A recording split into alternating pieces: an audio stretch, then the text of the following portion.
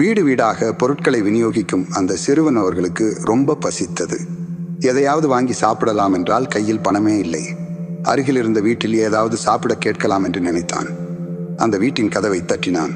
ஒரு பெண் கதவை திறந்தாள். ஏதாவது கேட்கலாம் என்று நினைத்தான். ஆனால் கூச்சம். கேட்க மனம் வரவில்லை. கொஞ்சம் தண்ணி கிடைக்குமா குடிக்க? தயக்கத்துடன் கேட்கிறாள். அவள் சிறுவனின் கண்களில் இருந்த பசியை கவனிக்கிறாள். உள்ளே சென்றவள் ஒரு கப் பாலை கொண்டு வந்து கொடுத்தாள்.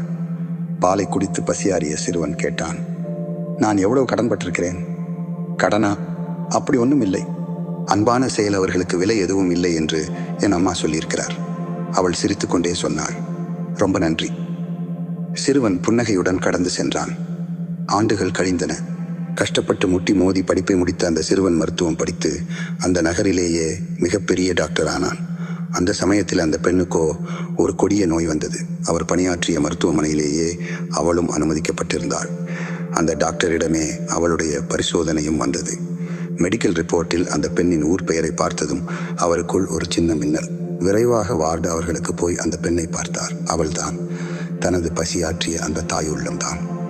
அன்று முதல் தனது அத்துணை உழைப்பையும் கவனத்தையும் செலுத்தி அந்த பெண் அவர்களுக்கு சிகிச்சை அளித்தார். நீண்ட சிகிச்சைக்கு பின்னர் அவள் குணமானாள். பல லட்சங்கள் செலவானது. மருத்துவமனை அந்த பெண் அவர்களுக்கு ஒரு நீண்ட பில்லை அனுப்பியது. இதை எப்படி கட்டப்போகிறோமோ என்று பதட்டத்துடன் அதை பிரித்தவள் திகைத்து போனாள். அந்த பில்லின் கடைசியில் கையால் எழுதப்பட்டிருந்தது, இந்த பில்லை நீங்கள் செலுத்த வேண்டியதில்லை. ஒரு கப் பாலில் உங்கள் கடன் முழுதும் தீர்க்கப்பட்டு விட்டது. இது நன்றி சொல்லும் நேரம். அவள் அவர்களுக்கு கண்கள் பணித்தன. அந்த சிறுவன் வேறு யாருமல்ல, அமெரிக்காவின் மிக பிரபல மருத்துவராக விளங்கிய டாக்டர் ஹார்ட் கேலி தான். அத்தனையையும் நம்ம வள்ளுவர் 2 வரியில சொல்லிட்டார். அற்றார் அழிவசி தீர்த்தல் அஃதொருவன் பெற்றான் பொருள் வைப்புழி. குறள் 226.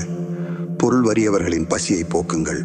அதுதான் செல்வம் பெற்ற ஒருவன் அது பிற்காலத்து அவர்களுக்கு தனக்கு உதவுமாறு சேர்த்து வைக்கும் இடமாகும்.